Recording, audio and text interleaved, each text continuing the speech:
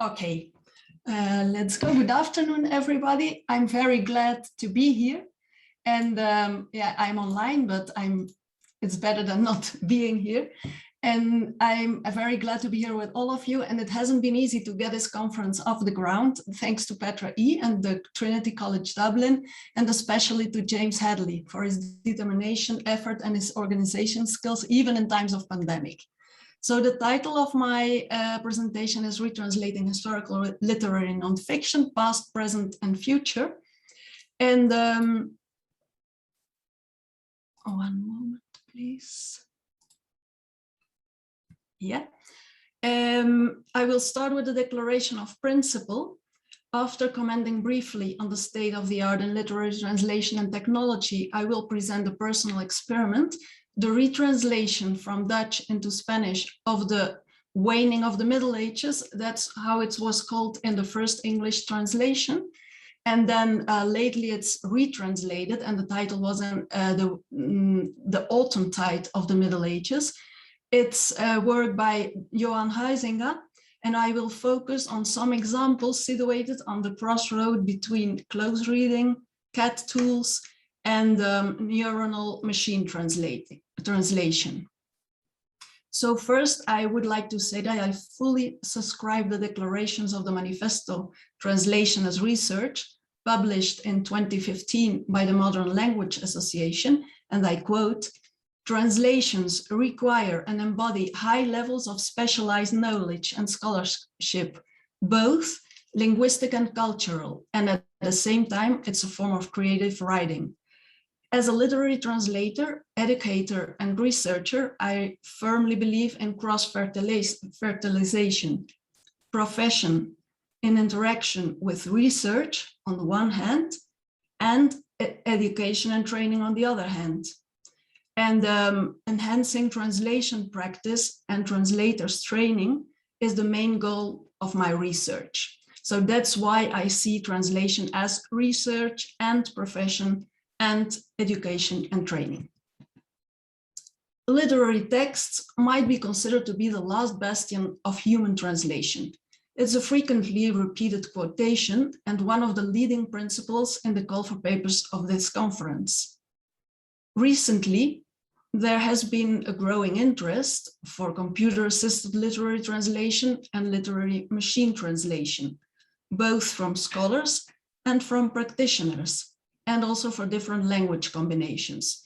So several reference works, journal volumes, and conferences have been published or organized lately, such as using computers in the translation of literary style by Goedele, the CALT conference in Swansea, contributions to practitioners' journals such as Counterpoint, CEATL, Vasos comunicantes, the Spanish literary translation organization, and Filter, the journal of the Dutch Literary Translators Organization.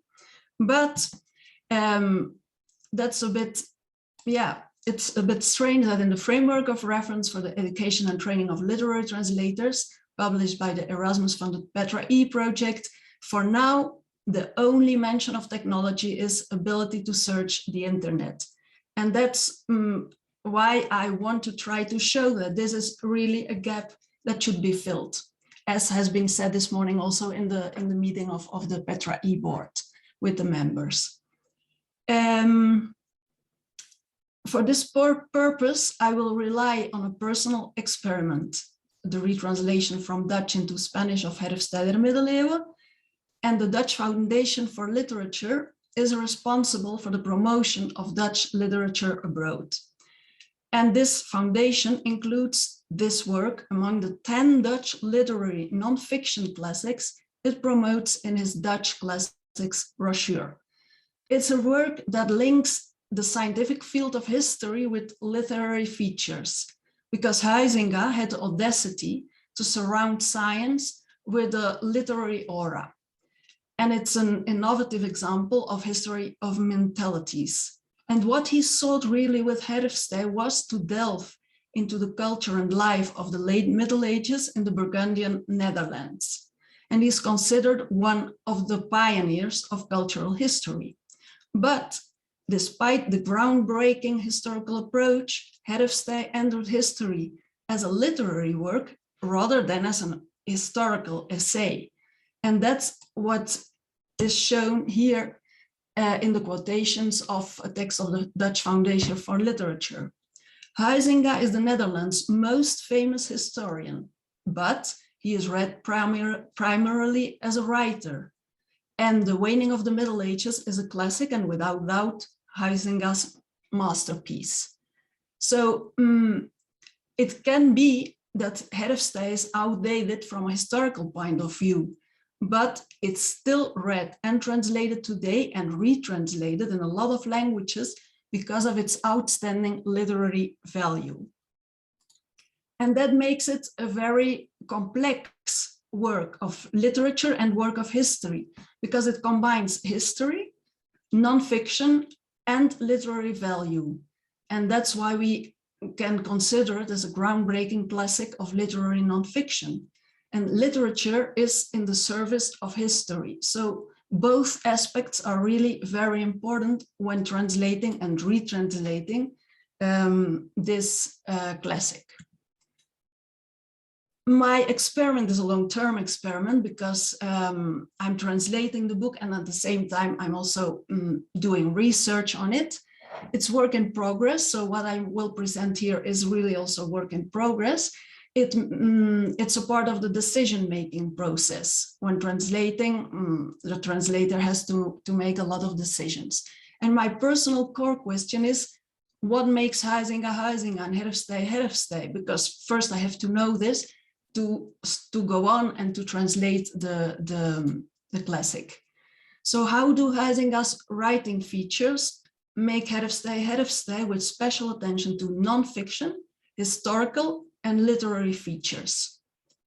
Then the second question, how are these features embodied in the translation strategies of the past? So the first translation into Spanish, the present, my translation into Spanish, and the future, the DeepL translation into Spanish, because we can say that NMT can be considered as a future, the future. So we have the translation of 1930, my translation, my ongoing translation, and the translation by DeepL. This core question requires detailed research of the source text in order to search for macro and micro writing features. And I prefer the term writing features because I believe it all goes further than style as individual language use. For instance, I believe that personal author's features can also have a text structuring function. For instance, that's an example. The traditional approach to source text analysis is dominated by close reading and reading secondary literature written by the authors, scholars, editors, readers. But for the first time in my literary translator's life, I'm trying now to find out if technology adds value to source text analysis and to translation quality and working conditions of the translator in terms of cost effectiveness. And in the scope of this presentation, I will focus very briefly on two aspects: automated analysis of the source text with sketch engine and Voyant tools to applications, and experimental use of NMT, DeepL. So it's a general neuronal machine translation. It's not a literary trained engine because I don't have access to it. It's, as I've said already, it's an experiment. So the assignment: by mutual agreement between the Dutch Foundation, the Spanish editor, an expert historian, and me and I as a translator, we have decided that the retranslation should basically pursue two goals. First, keeping alive the spirit of Herfsttij and Huizinga as a hybrid genre. Obviously, every translation is an interpretation, but in my opinion, at least, it is an interpretation inspired by the source text. So first, what makes Herfsttij Herfsttij? And the second goal, we should ensure that it remains a classic, and that's to ensure that it continues to be read today and in the future. And this decision provides guidelines for the macro strategy of translation, understood as a relationship with the source text on the one hand and with a target audience on the other, which in this case encompasses both expert readers who are historians and the reader in general. In other words, attention to the author's writing strategies on the one hand, or writing features, and to the effect of the translation strategies on the reader on the other. After all, this is the purpose we pursue in any literary translation, regardless of whether it is a retranslation or not. Added value of Vayan tools and sketch engine. One of the first added values is the detection or identification of general features of the source text. So we have first the total number of tokens, and then both programs, in this case, Vayan tools, calculates the vocabulary density. It's a type token ratio. It means the total number of unique words divided by the total number of words. And the closer this index is to 1, the greater the variety of words in the vocabulary. So the denser it is, the greater the lexical richness of the segment. We can see that in this case, the text is not very dense. So it could be, and it's that lexical repetition prevails over stylistic variation. Another feature is the average sentence length. In this case, more than 25 words per sentence. That's a lot, because there are a lot of Dutch studies on readability, and the actual recommendation of sentences sentence length is situated in 15 words per sentence. That would be a legible average for a majority of the population, the Dutch population. And in these studies, more than 25 words per sentence means difficulty, and only 5% of the population would be capable to really read these texts. So it's a bit contradictory. At one hand, it's not very rich. The text is not very rich, lexically, in lexical terms, but it's a complex text in structure that has to do also with the period in which the text is written. But these features need to be taken into account. Another feature, very important feature, is the abundance of nouns. Nouns and adjectives represent almost half the text. So it's really, it's a very high percentage. So the equivalence or the translation of nouns and adjectives will be important.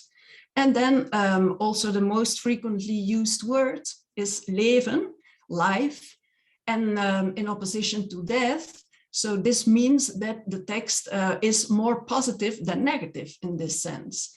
And there are a lot of also compound names with leven, so it's very important to translate them consistently.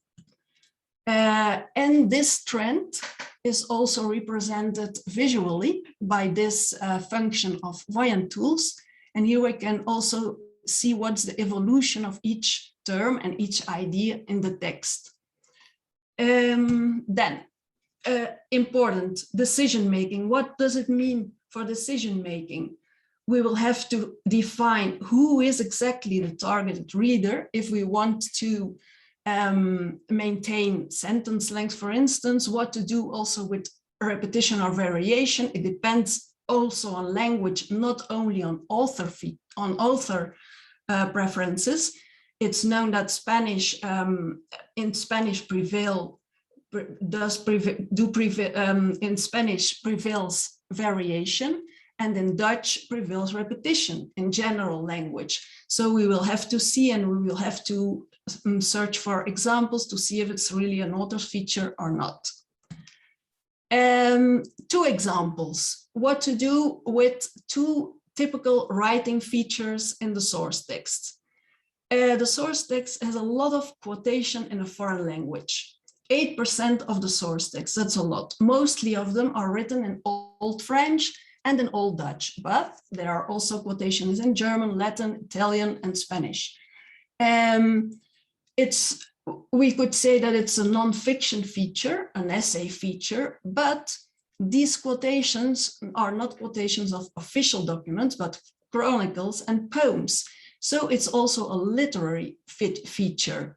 Multilingualism as a feature of the cosmopolitan humanism of Huizinga and of historiography at the beginning of the 20th century. So it represents a dialogue between French and Dutch, between the French Burgundian court and the Dutch Low Countries. And the function is immersing the reader in the autumn tide of the Middle Ages. So it's like representing voices of history. And we can see it in, these quotations can be identified at first glance. Here's no need for technology.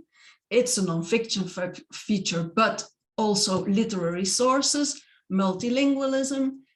Primary function is the historical setting, and the secondary function is scholarly evidence. So we have always both aspects, literary and scholarly. Quotations, an example. We have the source text, so that's the text in Dutch with the French original quotation. What's the strategy of the author? French between question marks and translation into Dutch between brackets. The first translation into Spanish, French, only French in italics, and some glosses in Spanish. The future, I really was very pleasantly surprised to see that DeepL distinguishes both languages and identifies the quotation by leaving it in French, providing at the same time a translation into Spanish, but obviously it doesn't go through the stages of decision-making. It simply translates without really passing through the stages of the decision-making process. And the present translation. Yes, I'm in the decision-making process. Determinants, the author's intention, because the first translation is based on the first edition in Dutch, where the author only used French. So because of his multilingualism and cosmopolitan mind. That's the first determinant. Then the reader experience. It depends on the language combination. French and Spanish are closer than French and Dutch, and the target audience profile. And I will try I will search for a balance between historical nonfiction and literary narrative. Option 1, possibility. I could maintain Old French and use the glosses in Spanish or translation into Spanish in endnotes. Or option 2, I've not decided yet, only translation into Spanish. I could add some French loanwords to maintain the historical setting, archaic language use, because the quotations are quotations from the Middle Ages. And I could put Old French in endnotes. Then another example, the key adjectives. In the work of Huizinga, there are a lot of key adjectives, and they're very easily identified with sketch engine and Voyant tools. It's literary adjectives. They express feelings, senses, again, to immerse the reader in the autumn tide of the Middle Ages. And the primary function is in this case is sensory writing and its historical setting. And the secondary function, voice of the author and his visions and his vision of history. How can we detect, how can we identify these adjectives?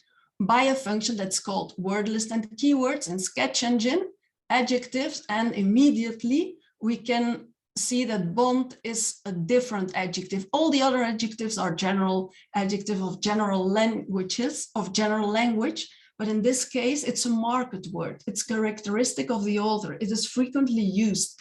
It's a key adjective and it means colorful, variegated, a varied blend of all kinds. It's a very sonorous adjective too. So the first function of the application would be wordless and keywords. Another function, trends, as we have seen yet. Bond is used in the whole text. It becomes really a leitmotif. It's very visual, very sonorous, and it represents a colorful Burgundian life. So it's really an important adjective. Word sketch processes the words collocates and other words in its surroundings. And it's a summary of the adjective's grammatical and collocational behavior. It's often used in combination with other adjectives, as we can see in here. And it's a typical stylistic feature to recreate again the historical setting and the fierceness of medieval Burgundian life.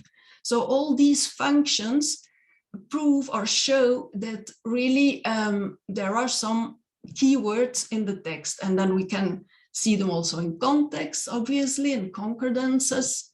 And if we have now a look at some examples, we can see that in the source text, the same adjective is used the whole time. So 51 uses of bond. In the first translation, there is no consistency at all. Stylistic variation is a typical feature of Spanish language and Spanish literature, and the structuring function and the connotation of bond have got totally lost in this translation. And surprisingly, in the future, so in Deep L and MT translation, it's more consistent, but it's less literary. So we have a problem of I have a problem here. The literary and sensory key adjective in the source text should be more or less maintained in the translation also to maintain on the one hand, the intention of the author, on the other hand, the structure and function also of the text. But there is a problem because the ideal solution would be one adjective also in Spanish, but does it have the same meanings and connotations, the same context of use, the same length, the same sonority, the same markedness? So that's my challenge at this moment. It's always a matter of choices and priorities, but the secret would be to find a balance between all the elements and to keep the author intention and also the target audience needs. And at the same time, respect the structuring function of the text. Provisional findings.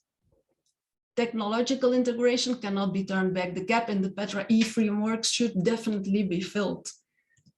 New technologies should be explored as allies, offering opportunities and potential advantages for research, teaching, and professional translation, including literary translation. CAT tools can help the translator make better informed decisions. And CAT tools are an appropriate and necessary complement to close reading in terms of both cost effectiveness and quality. And NMT proves to be more consistent than SMT and should be further explored. And one of the sub-experiments of my experiment is to use Deep L as a draft in order to measure quality and cost effectiveness. It's often said that there is no better reader than the translator, which is undoubtedly true if we refer to the text microstructures, which in turn influence translation microstrategies. But it's also true that new technologies can complement the close reading technique by providing a less fragmented and less impressionistic overview than that provided by reading with respect to macro writing strategies or features, so that they can be useful for defining and arguing translation macro strategies too. But, and that's also an important conclusion, human insight continues to be crucial in solving the translation problems, because machines offer a general view, but the final decision will always be the decision of the translator, who needs to take into account a lot of different determinants. And that makes translation so rich and so exciting. So here are the references, and thank you very much for your attention. And if you want to get in touch sometime, here's my email address. Thank you very much. Thank you, Goedele. Another terrific project. As you will have gathered from the network meeting this morning, we're very aware that the absence of technology from the PETRA-E framework needs to be addressed, and so there are some of the concrete proposals for updating the framework indeed involve mentioning and integrating into the framework CAT tools and machine translation. And it's really interesting to see you working with both kinds of technology in your work and demonstrating just how useful they can be. So Sketch Engine and Voyant tools, as well as DeepL, and colleagues who perhaps are unfamiliar with those tools will be able to. These are freely available, aren't they? They can be accessed by colleagues who want to try out these technologies for themselves. We have perhaps time for a question, if there is a question. There is from Giovanna. Giovanna, thank you for the extremely interesting view on technology and how it can be effectively used in literary text analysis. Forgive me, that was an exclamation, not a question. Are there any? There are a number of exclamations already in the chat, Goedele.